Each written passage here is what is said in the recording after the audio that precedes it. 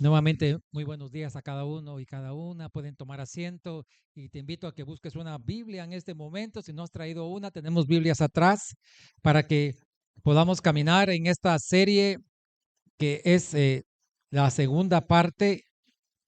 Dimos un mensaje por internet. Los niños pueden salir en este momento, pueden salir. Hoy tenemos a nuestra querida Ana. Gracias por venir. Está ayudando hoy con los niños. Es una bendición realmente. Los niños hoy van a aprender hasta un poquito de inglés. Mire qué lindo.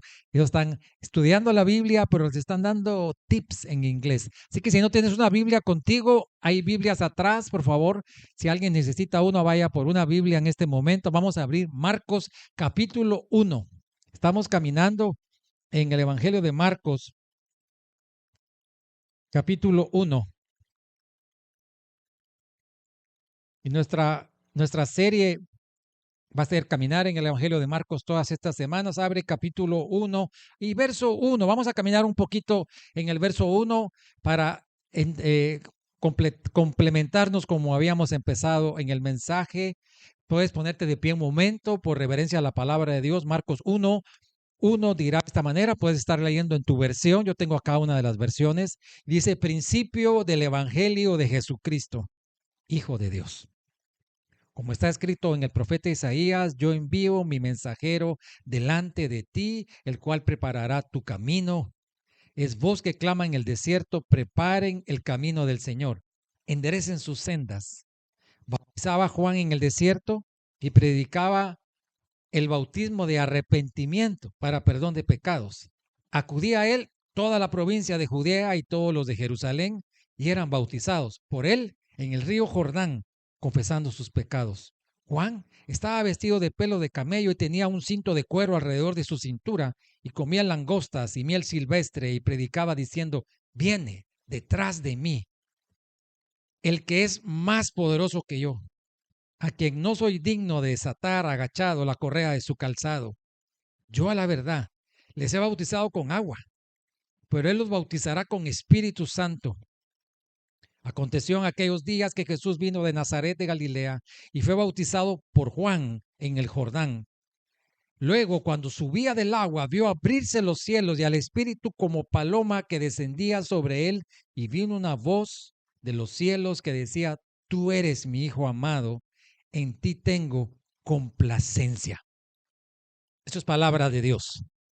Puedes sentarte, amado hermano. Hemos tomado el Evangelio de Juan, que es el Evangelio que nos dice que Jesús siempre llega a tiempo. Amén. Quiero que le digas al hermano al lado, Jesús siempre viene a tiempo. Siempre llega a tiempo. Gloria al Señor porque Él llegó a tiempo a nuestras vidas. Él siempre viene a tiempo. Y cuando a veces hacemos un resumen de nuestra vida, descubrimos que hay cosas que gracias a Dios no pasaron.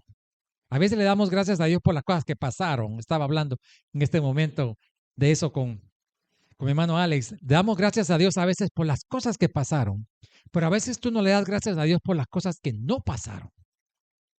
¿De cuántas cosas Dios te libró? ¿Mm? ¿Cuántas cosas no pasaron? Enfermedades, el COVID, ¿verdad? ¿Cómo dejó una huella el COVID? ¿Cuántas cosas no nos pasaron? Accidentes, tragedias. Y hoy estamos aquí porque este evangelio nos recuerda que Jesús llega a tiempo. Jesús llega a tiempo siempre con nosotros. Y quiero ir a enfatizarnos en la sección 7 al 11. Dice, y predicaba. El que está predicando es Juan. Marcos 1:7. Predicaba diciendo, viene tras de mí el que es más poderoso que yo a quien no soy digno de desatar encorvado la correa de su calzado. Lo primero que hoy tengo delante de ti es que el que está anunciando Juan, fíjese que el envío de Jesús es la mejor noticia de toda la historia. Amén. ¿Qué tal si damos un aplauso al Señor por esa mejor noticia? Fuerte ese aplauso. Para esa mejor noticia, el Señor preparó al mejor predicador. Mire, hubo muchos profetas, hubo hombres de Dios como Moisés. Amén. Fuerte Moisés. Sacó al pueblo de la esclavitud. Pero no se compara con Juan Bautista. Y hubo hombres como Noé. ¿Qué hizo Noé? Hizo un arca en medio de un desierto. No había llovido en la tierra. Obediente, y salvó a una generación, y por esa generación se volvió a llenar la tierra, pero no se compara con este hombre. Y hombres poderosos como Josué, que conquistó tierra prometida. Pero ahora veo que el más importante, porque viene el mejor personaje de la Biblia, yo creo que sostenga su Biblia un momento con usted y diga conmigo, hay muchos personajes en esta historia, pero el principal es Jesús. Amén. Por eso nosotros somos cristianos. Fíjese que no somos la iglesia de Moisés, la iglesia de Noé, la iglesia del profeta Isaías. No, somos cristianos. ¿Qué somos? No tenga vergüenza de decir usted, yo soy cristiano. ¿Por qué? Porque el centro de mi vida, el centro de la escritura es Jesús. Y ahora yo veo que para que Jesús aparezca, escoge a un hombre. Él se llama Juan Bautista. ¿Cómo se llama? Juan Bautista está preparando el camino. La misión de Juan no fue hacerse famoso Juan, pero sí preparó el camino. Pregunto, ¿cuántos necesitan a Jesús? Amén. Necesitas que alguien te prepare el camino. Y Juan nos va a preparar para recibir la buena noticia. El evangelio significa buena noticia. Amén. ¿Qué significa evangelio? Buena noticia. No vaya a la Biblia a buscar malas noticias, por favor. Hay hermanos que se dedican en la Biblia a buscar cómo mantenerse tristes, ¿sí? Cómo mantenerse ahí en la desgracia, en el mal humor. Pero la Biblia es buena noticia. Amén. Por eso evangelio significa buena noticia. Ahora, la mejor noticia de todas es Jesús. Él es la mejor de la mejor. Y resulta que cuando Él escoge al que Él va a enviar por delante, dice algo bien importante. Viene uno que es más poderoso que yo. Amén. ¿Cómo dice que es? Más poderoso que yo. Yo creo que te lo imagines de esta manera, como una fuerza especial. Juan, yo lo representé ahí como una pequeña grúa, ¿sí? Que podía hacer algo. Él empezó a mover al pueblo de Dios. Y necesitamos que Él nos mueva. Pero Juan nos dice que el que viene detrás de Él, ¿cómo es? Más poderoso que Él. Y yo lo representé así. Cuando vemos a Juan, lo vemos pequeñito, jalando nuestra atención, pero cuando quiero que veas a Jesús, quiero que lo veas poderoso. Amén. El Señor no es pequeño, sino que es poderoso. A ver, yo quiero que usted se ponga de pie un momentito. Póngase de pie. Vamos a hacer un pequeño ejercicio. Así como es de la altura de sus pies, usted va a hacer hasta donde se pueda agachar, pero deje como unos 10 centímetros del suelo. Ahí deje su mano a unos 10 centímetros del suelo. Y diga conmigo, de este tamaño son mis problemas. Ahora súbase. Así de grande es mi Señor Todopoderoso. A ver, otro ejercicio. De este tamaño son mis deudas. Ahora súbase. Así de poderoso es mi Señor. A ver, algo más. De este tamaño son mis miedos. Ahora suban sus manos. Así de poderoso es mi Señor. Dele un aplauso al Todopoderoso. Siéntese un momentito. ¿Por qué Juan hace énfasis en esto? Porque Israel estaba esclavo. Escúcheme cómo es de importante. Mire cómo es de bueno hacer ejercicio en la iglesia. Amén. La próxima vez va a venir en calor. Cuando usted lea la Biblia, muévase. No lea la Biblia así que ya se va a dormir. No, muévase. Si la Biblia dice que es poderoso, imagínenselo. Juan lo decía con toda seguridad. Israel estaba en ese tiempo esclavizado por Roma. Estaba solamente viendo para abajo, viendo el problema. Los romanos le quitaban los impuestos. Pero no va a creer que eran como los impuestos de aquí, de Estados Unidos, o como de los de su país. Les quitaban mucho más. Ellos trabajaban y más de la mitad de lo que ganaban era para Roma. Y resulta que no solamente era más de la mitad, sino que ellos no podían gobernarse. O sea que Pilatos gobernaba. Ellos no podían decidir qué hacer con sus tierras, porque si Roma quería esa tierra, se la quitaban. Ahora resulta que en ese ambiente de miedo, de que se sentían pequeñitos, Ahora está Juan preparando el camino para la buena noticia. ¿Qué significa evangelio? Buena noticia. Y para preparar la buena noticia dice, el que viene detrás de mí es más poderoso que yo.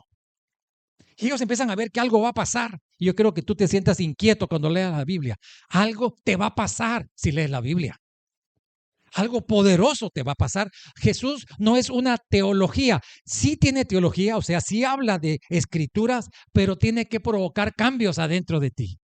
La obra del Señor tiene que moverte. Y Juan logró mover a gente de Judea. Yo les expliqué en la primera prédica que los de Judea y los de Jerusalén no se llevaban. Pero ahí junto a Juan estaban todos juntos. Mire de cuántos países estamos aquí. Y a veces diría uno, no, pues que chapines y catrachos y mexicanos y no sé si estaríamos todos juntos en una fiesta. Pero aquí estamos todos juntos por Jesús, amén.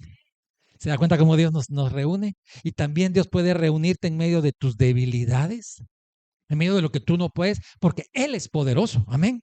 Y cuando Juan tenía, dice que venían de todas las regiones y él anuncia que viene alguien más poderoso que puede hacer cosas mayores. Entonces yo quiero empezar diciéndoles, bueno, ¿qué es lo que Juan nos quiere asegurar? Y también para ti. Primero, número uno, Juan dice que él no es el Mesías. Pero tú y yo necesitamos un Mesías. Amén. Juan nos atrae, pero él no es el Mesías. Él solo es el que atrae al Mesías. Él solo es el que dice, yo no soy, pero el que viene detrás de mí es.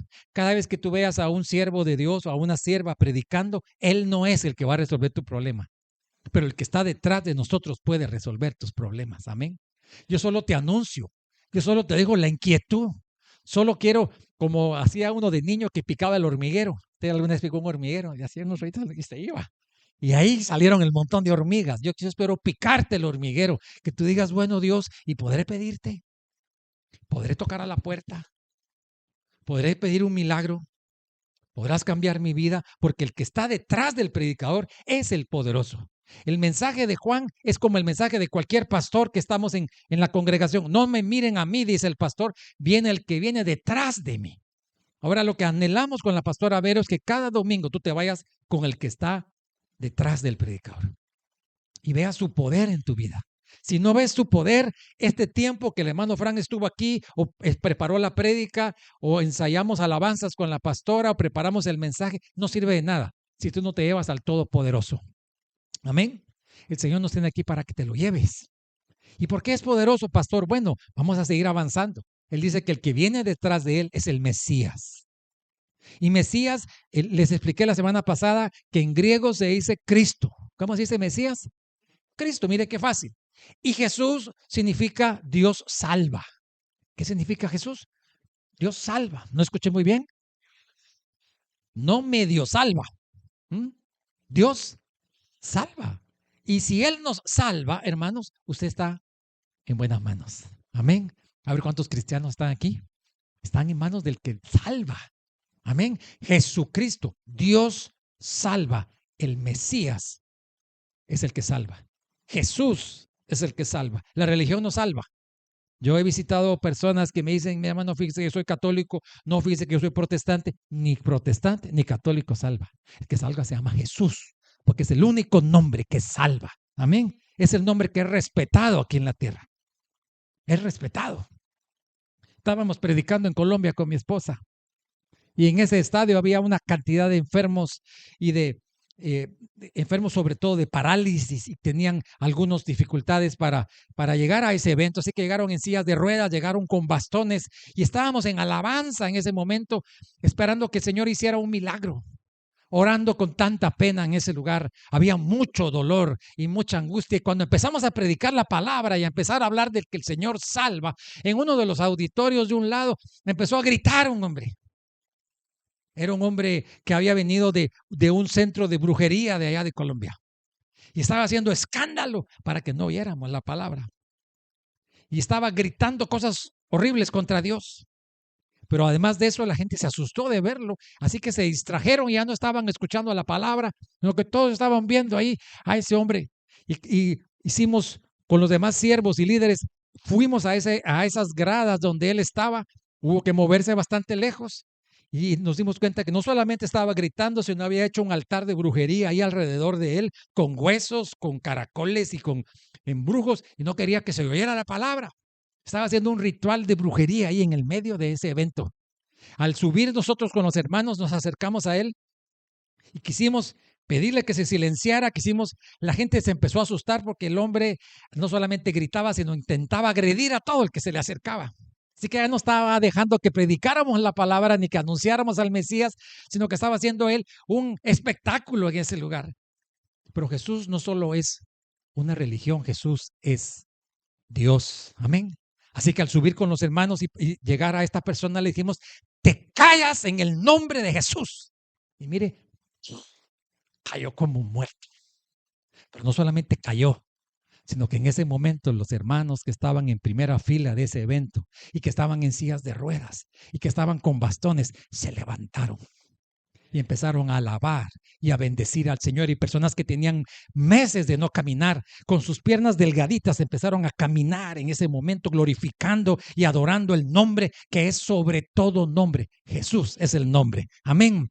Dale un aplauso al Rey. No estamos predicando una religión. Estamos predicando una persona que puede cambiar tu condición de un día a otro. Aunque tengas dificultades, aunque te vengan a la mente, pastor, yo antes creía en esto o en lo otro, pero no me funcionó. Qué bueno, porque esa no es la verdad. Si hemos estado por caminos de confusión, por caminos de brujerías, lo vamos a dejar atrás porque eso no fue bendición. Y cuando Juan estaba predicando, había gente confundida como hoy estamos aquí. Había gente que no sabía de Jesús. Y por eso él dice, yo no soy el Mesías, pero el que viene detrás sí es el Mesías y es poderoso. Así que usted se me va a quitar el Dios de bolsillo. Yo encontré a un hermano en una ocasión que me sacó un Jesucito de ese tamaño. Me dijo, yo ando, ay no hermano, le dije, con ese Jesucito, ¿qué va a hacer usted? Si es que para que no me olvide de Jesús, no, pues si con ese Jesús yo no puedo ni. Usted tenga un Dios grande, amén. Ya ni siquiera tengo una foto, ni un dibujo, ni una imagen, nada se compara a nuestro Dios Todopoderoso. Amén. Él nos aumenta y por eso Él tiene que decirle que viene detrás de mí, es más poderoso que yo, porque la gente ya lo estaba viendo muy grande a Él. Y Él agrega algo especial. Lo voy a leer en este momento, va a decir Él en la escritura, el que viene detrás de mí es más poderoso que yo, al que no soy digno de desatar. A ver si alguien quiere leer ese versículo 7. Vamos a leer el 1:7 para que veamos hasta dónde Juan nos está diciendo que Él es poderoso. Ahí, Dyson. Y predicaba diciendo, viene tras de mí el que es más poderoso que yo, a quien no soy digno de desatar encorvado la correa de su calzado. Y al decir esto, Juan no está diciendo algo solo por humildad. Juan está diciendo un mensaje de categorías. ¿Por qué categorías, pastor? Porque en ese tiempo habían discípulos. Los fariseos tenían discípulos. Los maestros de la ley tenían discípulos. ¿Quiénes eran los discípulos? Eran seguidores. Pero un discípulo escuchaba las palabras de su maestro. Un discípulo podía en un momento dado alimentar o llevarle ayuda a su maestro, pero jamás un discípulo le iba a desatar las sandalias a su maestro, porque ese era trabajo de un esclavo. Pero me llama la atención Juan, porque él dice, el que viene detrás de mí, ni siquiera puedo yo hacer el trabajo de un esclavo para él. Y con eso está diciendo, si ustedes me miran un poquito grande, ni siquiera soy como un esclavo para él. No hay una persona y tampoco un ministerio que pueda merecer la alabanza de ninguno de nosotros, pero usted alabe a Dios. Amén. Usted póstrese ante Dios, usted bendiga al Señor, dedique todos los días un ratito a alabarle, a bendecirle, a dar gracias. Aunque usted esté pasando por las dificultades que esté pasando, Juan dice, ni siquiera me puedo postrar. No soy del tamaño de él. Predicaba diciendo, viene detrás de mí el que es más poderoso que yo, a quien no soy digno de desatar encorvado la correa, ni siquiera esclavo de él. Mire qué bendición. Algunos de ustedes hoy pues ya empiezan a servirle. Yo siento ya que Dios está haciendo crecer el ministerio de la comunidad Shalom. Ya muchos de ustedes anhelan servirle. ¿Y sabe qué? El pastor Fran, la pastora Vero, los líderes, ni siquiera merecemos desatar sus correas. Pero Él nos llamó. Él nos llamó y muchos, si sienten ese llamado, búsquennos como pastores. Pastor, yo quiero servir más al Señor. Dios está colocando ese anhelo en muchos. Yo a la verdad, dice él, les he bautizado con agua. Aquí me quiero detener un momentito. Yo los he bautizado con agua, pero Él los bautizará con Espíritu Santo. ¿Qué es eso de que los ha bautizado con agua, pastor? Bueno, es que antes de Juan, la gente hacía unos rituales con el agua. Israel era muy limpio. Recuérdese que vivían en el desierto, no había mucha agua. Entonces ellos limpiaban todo en la casa, pero como no tenían como nosotros que solo abrimos una llave y ya tenemos agua, ¿verdad? Ellos tenían que aprovechar el agua y limpiar todo lo que se pudiera antes que esa agua escaseara. Pero también en el templo había una fuente de agua para la limpieza del pueblo de Dios. Así que el bautismo de Juan les recuerda a ellos que todos estamos sucios. El Evangelio nos trae un anuncio y se parece un poquito a lo que se hace en los hospitales. Le cuento que en los hospitales, cuando alguien va a operar a un paciente o cuando alguien va a tener que hacer un trabajo que necesita estar muy limpio, hay unas pruebas que miran tu suciedad. Usted dice, yo ya me lavé las manos. Pasa por unos químicos. Cuando pasa a esa evidencia de suciedad, le salen todas las manchitas que usted ni siquiera se había visto. Así que se va a lavar las manos otra vez. Y usted mira que los cirujanos cuando van a operar en las películas salen, va a lavarse y lavarse. Porque si ellos dejan una pequeña bacteria, el paciente se va a infectar. Pero uno dice, yo soy limpio. Pues así te pasa a ti cuando empiezas a leer el Evangelio. Te va a tomar tu Biblia un momento. Usted empieza a leer el Evangelio y dice, pero yo no soy tan malo. Malo es aquel mi amigo que no vino a la iglesia, pero yo casi soy santo. ¿Sí? Y empieza usted a leer y la Biblia te empieza a revelar toda tu suciedad. Qué mal estoy, dice usted. Pues Juan dice, yo los he bautizado con agua. Y voy a hablar de este bautismo. Que el bautismo que Juan está haciendo es un bautismo para que veamos lo mal que estamos. El bautismo de Juan es como revelar lo mal que estás. Y por eso es que él anuncia algo con ese bautismo. Dice que es un bautismo de arrepentimiento y es un bautismo de confesión de pecados. ¿Qué significa esto? Bueno, el bautismo de Juan es como cuando usted va al hospital y le dicen, se pone una bata, por favor, se va a quedar. Es que fíjese, se va a quedar porque usted está mal. Esta comunidad es un hospital para el alma. Todo el que entra me deja su ropa afuera, ya se puso usted la bata. Estoy mal, por eso voy a la comunidad Shalom. Aquí no vienen los santos. Aquí venimos los que nos duele, los que nos mareamos espiritualmente, los que no sabemos para dónde vamos, los que estamos tristes, cansados, sin fuerzas, o los que ya nos estamos recuperando de cuando estábamos tristes, cansados y sin fuerzas, pero todavía estamos en el hospital. Acabamos de pasar por una cirugía de corazón, ¿sí? A muchos ya nos cambiaron el corazón.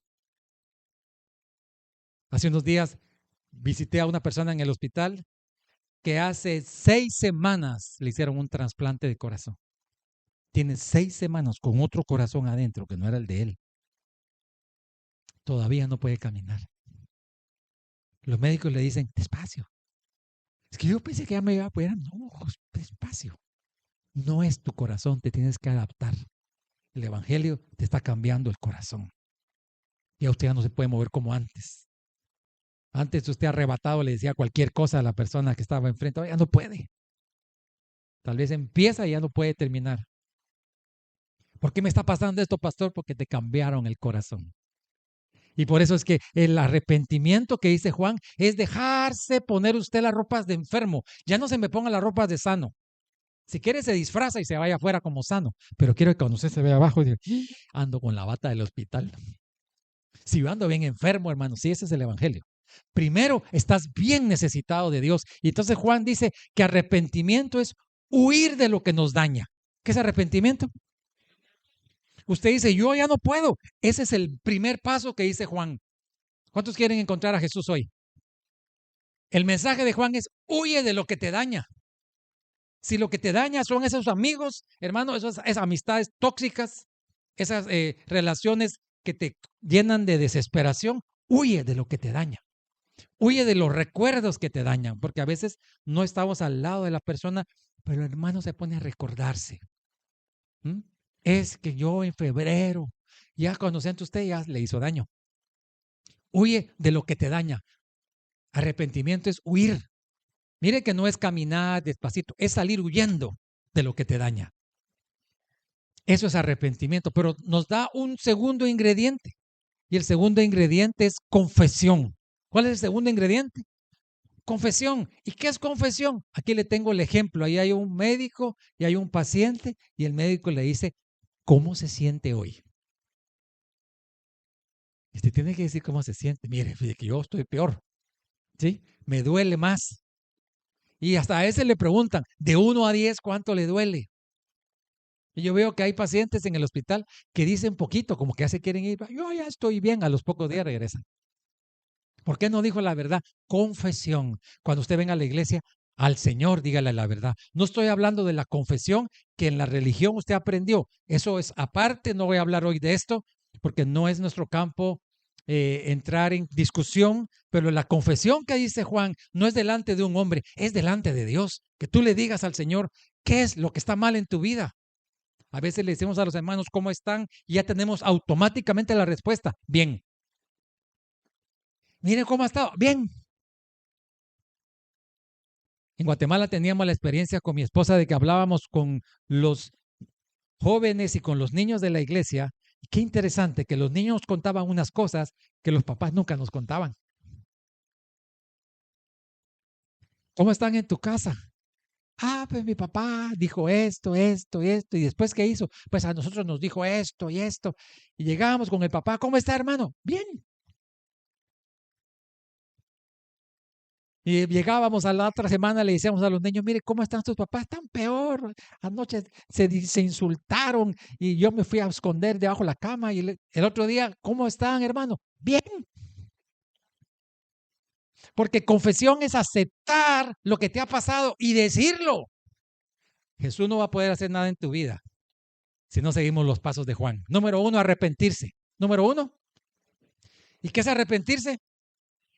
Huir. Es salir huyendo. Si yo le dijera ahorita, hermanos, fíjese que parece que nos dijo el pastor que aquí en el salón aparecieron 3 cascabeles y no sé en qué silla se quedaron. Mira, usted se levanta para revisar si es su silla, ¿verdad? No dice, sí, usted rápido se movería porque quiere huir de lo que le va a hacer daño. Pero más peligroso que una mordedura de cascabel es el pecado. Y más peligroso es dejarse ahí al lado del pecado, salga huyendo. Y número 2, confesión. ¿Cuál es el número 2? Y confesión es reconocer lo que te ha pasado. No es excusarlo. Hay hermanos que sí reconocen. Digo, hermano, ¿qué le pasó? Mi papá. Sí, que el culpable es mi papá. Viera cómo me trató mi papá. Si usted hubiera vivido en mi vida. No estoy preguntando a su papá, ¿cómo estás tú? No quién es el culpable. Confesión es tu condición. Y por eso algo especial que sucedía en el bautismo de Juan es que las personas reconocían lo malo que habían hecho. En ese Jordán venían multitudes y venían delante de Juan huyendo de lo que estaba mal y confesándolo. Yo hice esto. Los romanos, dice que hasta llegaban romanos, llegaban soldados, llegaban de todos lados. Reconocer lo malo que hemos hecho. El bautismo de Jesús es mucho más. Hay hermanos que están por bautizarse en Comunidad Shalom o están en preparación para bautismo y sí incluye arrepentimiento y confesión, pero el bautismo que practicamos los cristianos incluye el Espíritu Santo para que cambiemos. Amén. No solamente dices lo mal que estás, no solamente reconoces lo que hiciste, sino que recibes la fuerza para cambiar. Por eso el Evangelio dice de vidas destruidas a hombres y mujeres por el poder del Evangelio. Leamos lo que tenemos aquí a la izquierda. De vidas destruidas a hombres y mujeres transformados por el poder del Evangelio. ¿Y cuál es el poder del Evangelio, hermano? Es Dios actuando adentro de nosotros. No soy yo queriendo portarme bien. No soy yo queriendo vencer mis tentaciones. No, soy yo huyendo del pecado. Eso sí puede hacer. Y soy yo confesando mis pecados. Eso también lo puede hacer. Pero es el Espíritu Santo cambiándote. Es el Espíritu Santo dándote la fuerza para que puedas cambiar. A veces estamos cansados de venir a la iglesia y seguir igual, de seguir una vida igual, como que nada nos puede transformar. Pero el bautismo de Juan es solamente el primer paso. Y en ese lugar Jesús se bautizó. Aquí vamos a dar un paso más. El bautismo de Juan es un reconocimiento y en ese lugar Jesús se bautizó. Aconteció, dice la palabra en aquellos días, que Jesús vino de Nazaret de Galilea y fue bautizado por Juan en el Jordán. Y usted me va a decir, pastor, aquí sí se me confundió todo, fíjese. Porque el bautismo de Juan era, número 1, arrepentimiento. Y número 2, confesión de pecados. Ahora usted me va a decir, entonces si Jesús se bautizó, ¿de qué tenía que arrepentirse Jesús? ¿Ustedes creen que Jesús había cometido algún pecado? ¿Qué confesión tenía que hacer Jesús? Dice que llegaban arrepentidos y confesando pecados. Así que cuando tú miras que Jesús se está bautizando, nos va a llamar mucho la atención que algo tiene que estar ahí escondido. Hay un misterio ahí. Hay una clave para nosotros el día de hoy. Gloria al Señor. Hay una clave en ese bautismo de Juan sobre Jesús que nos quiere el Señor enseñar el día de hoy. Número 1. Recuérdense que el bautismo de Juan es arrepentimiento y confesión de pecados. Digámoslo juntos. Arrepentimiento y confesión de pecados. Hasta ahí podía llegar Juan. Y hasta ahí puede llegar tu Biblia sin Jesús. Solo te arrepientes y lo confiesas, pero hay una tentación que se los voy a decir. Martín Lutero estaba en ese camino. ¿Quién es Martín Lutero, pastor? Fue un sacerdote en el siglo XV que estudió la Biblia y decía, Señor, los mismos pecados confieso todos los domingos. Sacerdote. ¿Y sabes qué? Si sigo confesando los pecados todos los domingos, no he cambiado de vida. Y es así, creo que me espera el infierno. Mire lo que él entendió. Había sido formado con la teología de los agustinos, era un hombre que conocía la Biblia, pero resultó que leyendo la Biblia encontró algo más. Y es que él no podía cambiar solo arrepintiéndose y confesando pecados. Algo tenía que pasar afuera de él que le cambiara la vida. Y cuando él entendió este mensaje que te estoy dando hoy, toda la iglesia cambió. Desde el siglo XV, toda la iglesia hizo un cambio. Y tú y yo hemos conocido el Evangelio por eso. Amén. Ese cambio es el que el Señor quiere que ocurra en tu vida. No que te pelees con la iglesia, sino que dejes que el Señor renueve tu vida a través de la palabra de Dios. ¿Y qué sucede? Que Juan está explicando que lo único que él puede hacer y lo único que puedes hacer tú es vestirte como enfermo. Uniforme de enfermo para todos. Así que hoy, como niños obedientes, nos ponemos de pie.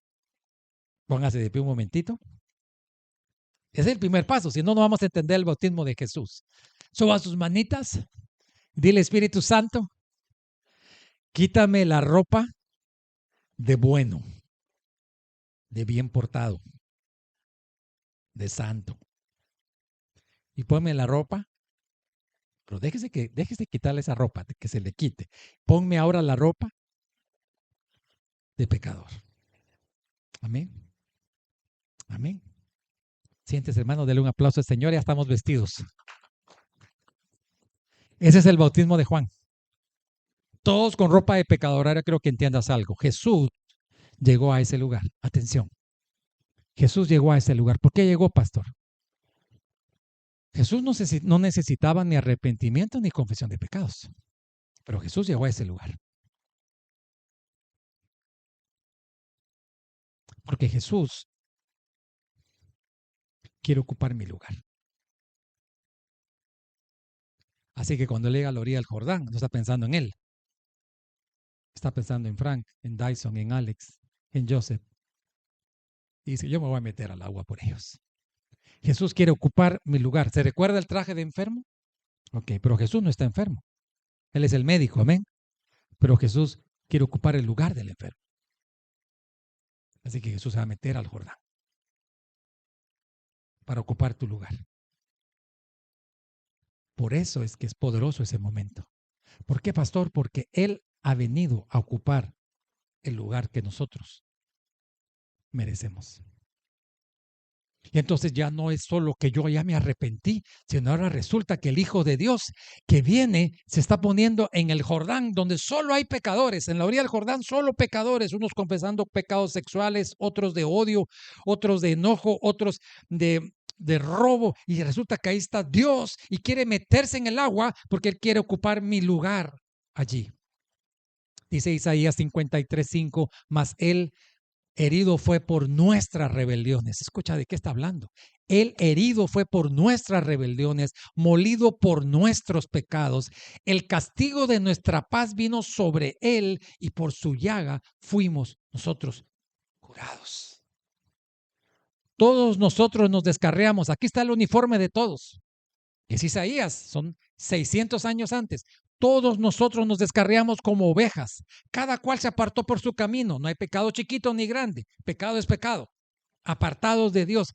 Mas Jehová, escuche bien, mas Jehová cargó en él el pecado de nosotros. Así que cuando él entra al Jordán, él está absorbiendo nuestros pecados. Dice, yo vengo a resolver el problema del pecado, iglesia. Yo vengo a tomar lo que tú no puedes tomar. No vengo a darles el ejemplo de humildad. Algunos dicen que humilde el Señor que se metió al Jordán. No, no, no es un ejemplo, es una sustitución.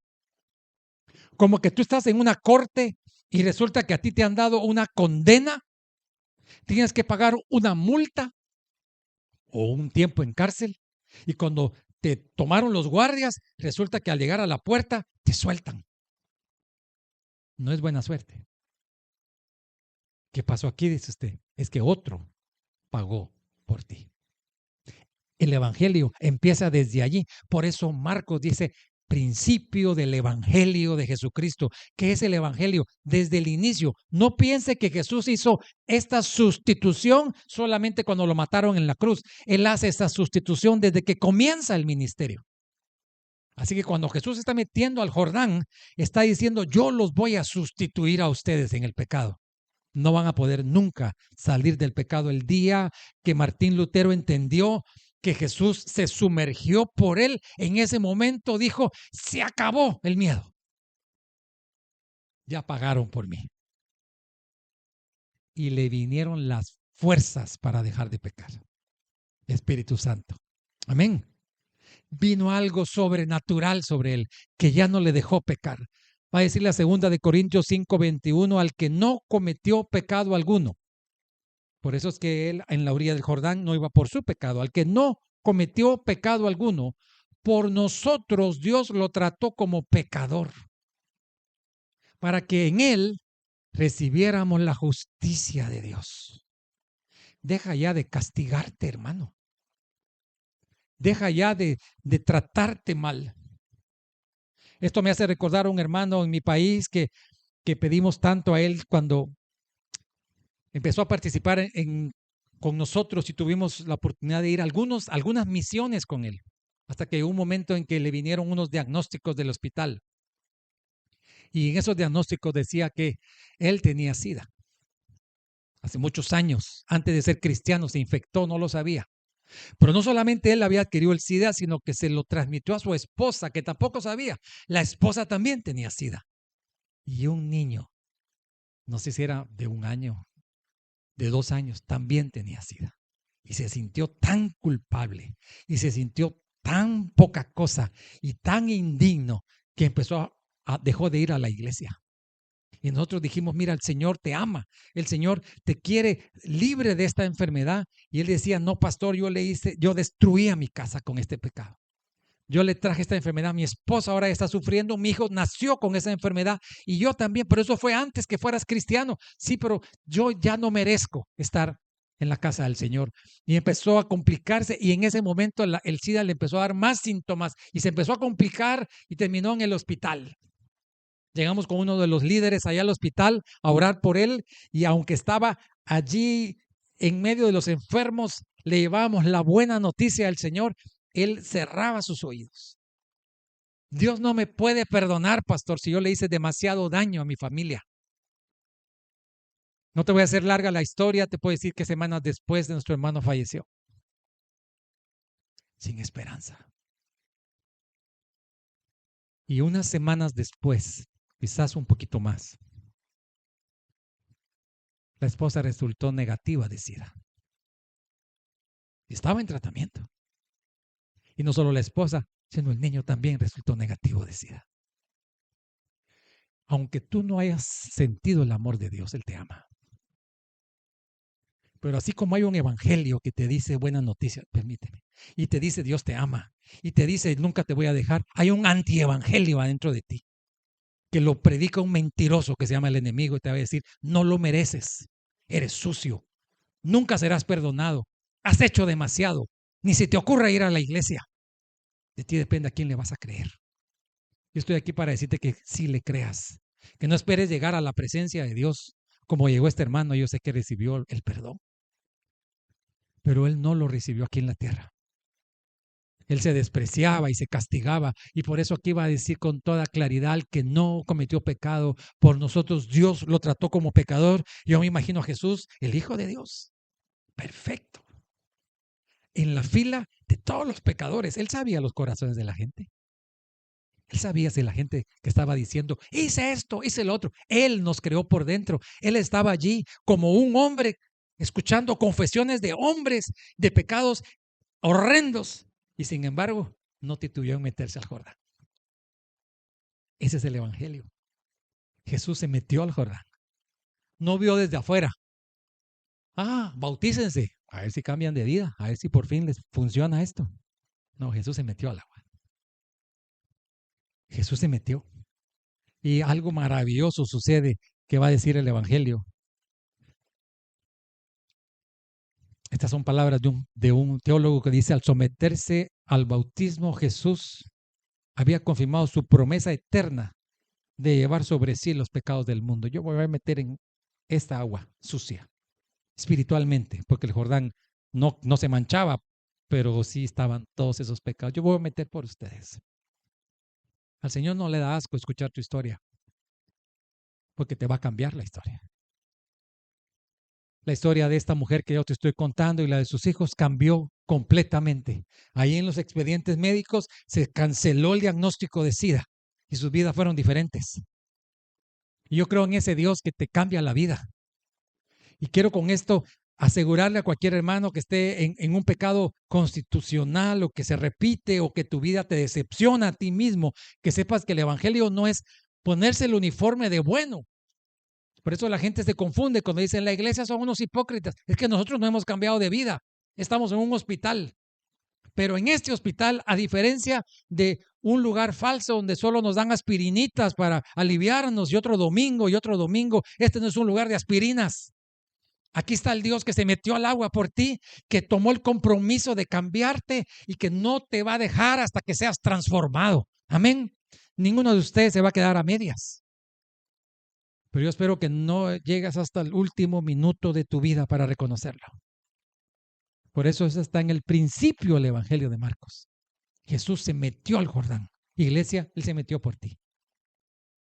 No le da asco tu historia, ni le da decepción lo que hiciste, pero si Él se metió, yo te aseguro que vas a cambiar. Te aseguro que tu vida va a tomar otro camino. Ni un paso atrás. Si has llegado hasta la orilla del Jordán, muchos de ustedes están empezando a dar pasos. Yo les pido que sigan porque Jesús se metió. ¿Y qué sucede cuando Él se mete? Pues sucede algo especial. Dice la palabra que luego cuando subía del agua, vio abrirse los cielos. Mire cómo Dios está de acuerdo con lo que está pasando. Se metió al agua de los pecadores.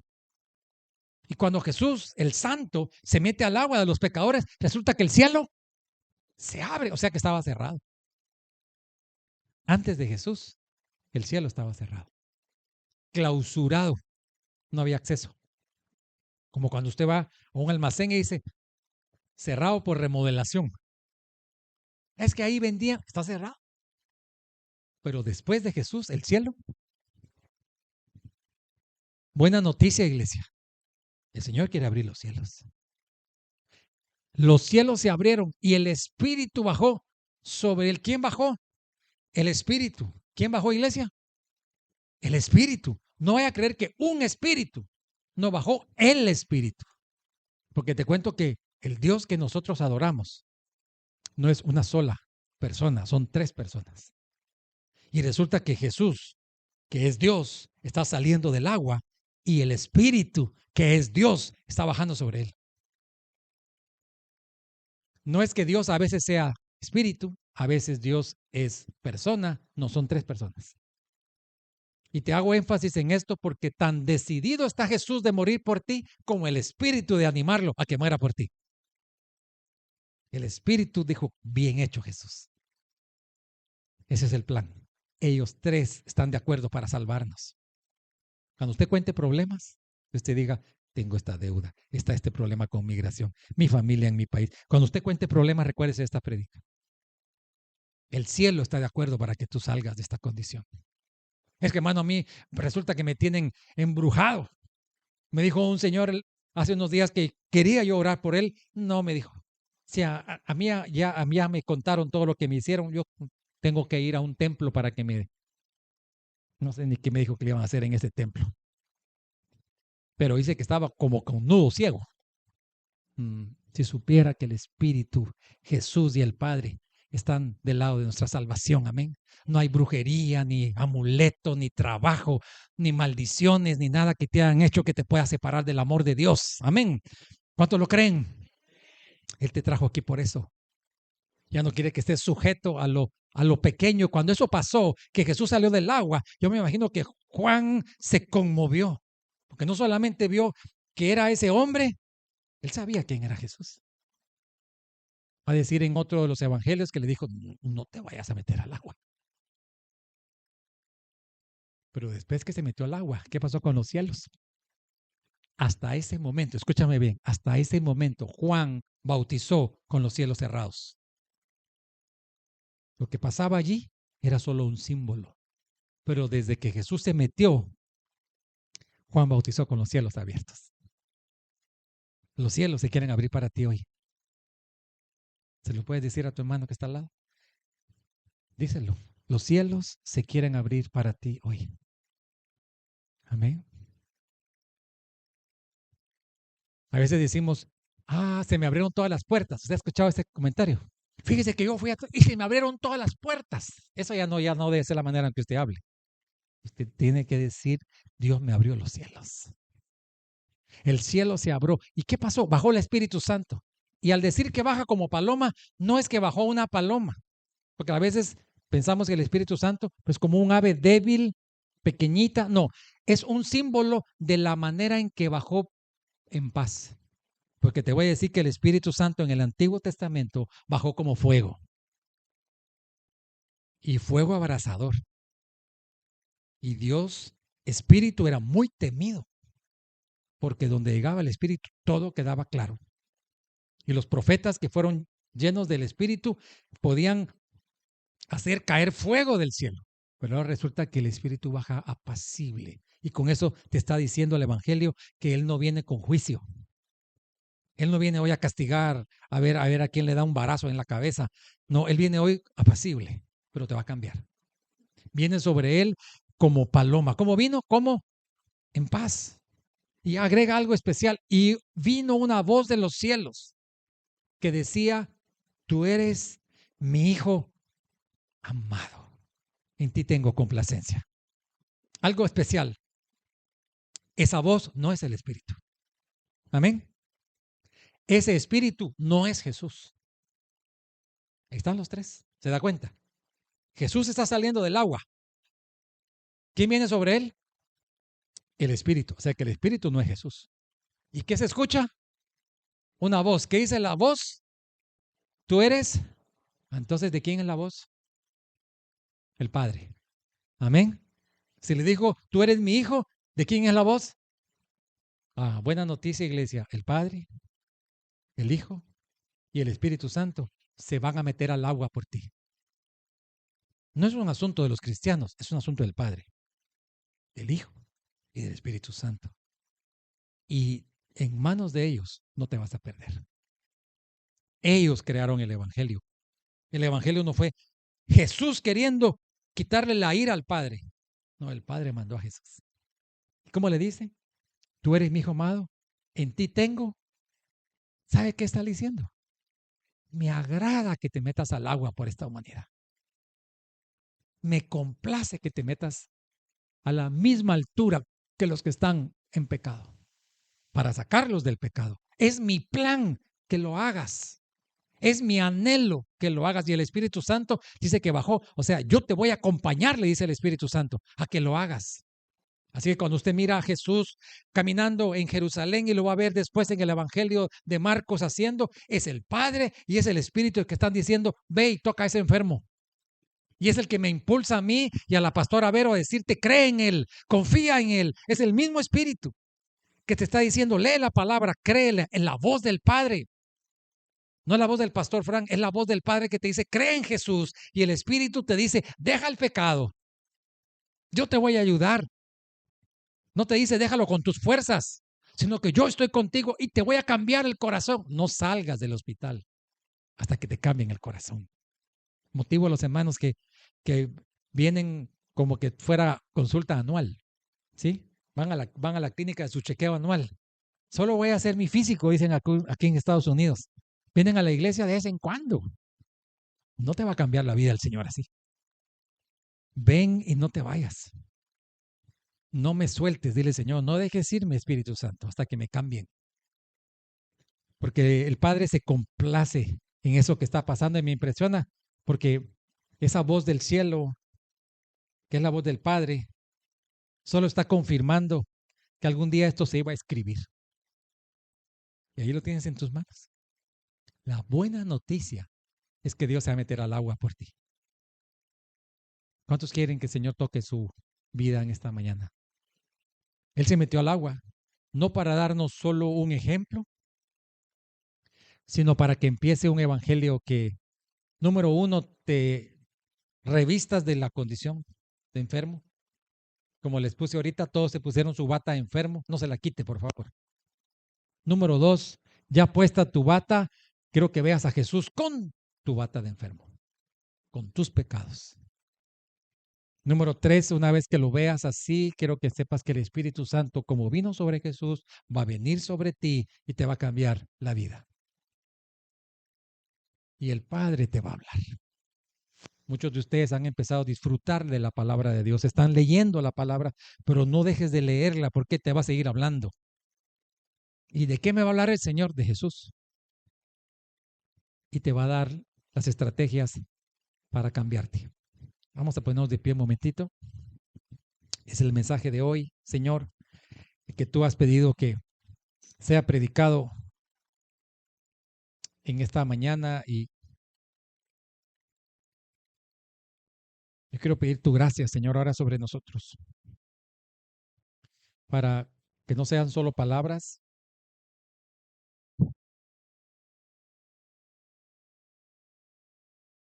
sino sea mi vida la que se meta en el agua, Señor, pero no el agua física solamente, sino en el agua de Dios. Yo quiero invitarte ahora que seas muy sincero con el Señor y muy sincera y reconozcas tus pecados. ¿Qué es reconocer mi pecado, pastor? Es aceptar lo que tú estás haciendo mal con tu mente, con tu corazón, con tu vida. Nadie tiene por qué escuchar lo que has hecho, no te preocupes. El Señor sí lo quiere escuchar. Quiero huir de estos pecados, Señor. Quiero huir de esto que me está destruyendo. Quiero huir, Señor, de esto que me avergüenza después. Yo soy el culpable y no voy a poner excusas, Señor. Pero aquí estoy, Señor. Y en este mismo momento quiero que de la misma manera que has confesado,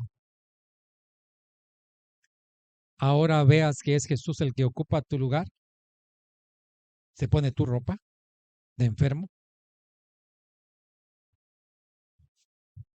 y dice la palabra, al que no cometió pecado, no hizo esas cosas que tú y yo hemos hecho. Dios lo hizo pecado. Dios lo reviste de eso. para que tú recibas justicia. ¿Qué justicia, pastor? Es la vida nueva que Él quiere darte. El Padre lo manda, el Espíritu Santo lo unge, y aquí está el Espíritu Santo y te dice, yo te voy a cambiar la vida. Cree en Jesús. Cree que Él ocupó tu lugar con esos pecados que estás confesando. No con otros, con esos. Él ocupó mi lugar en este pecado para que yo sea transformado. Yo creo en Jesús. Yo no sé si tú lo crees, pero este es el momento de confesar que lo crees. Yo creo, Señor, que entraste a ese Jordán por mí. Y yo creo, Señor, que te sumergiste en esa agua sucia de mis pecados para que yo pueda salir de aquí hoy con otra vida por dentro. Yo lo creo y lo acepto en mi vida, Señor. Quiero que el Evangelio me transforme. Quiero que tú me sustituyas, Señor. Y quiero recibir de ti ahora la fuerza, la santidad, la pureza, lo que solo tú tienes.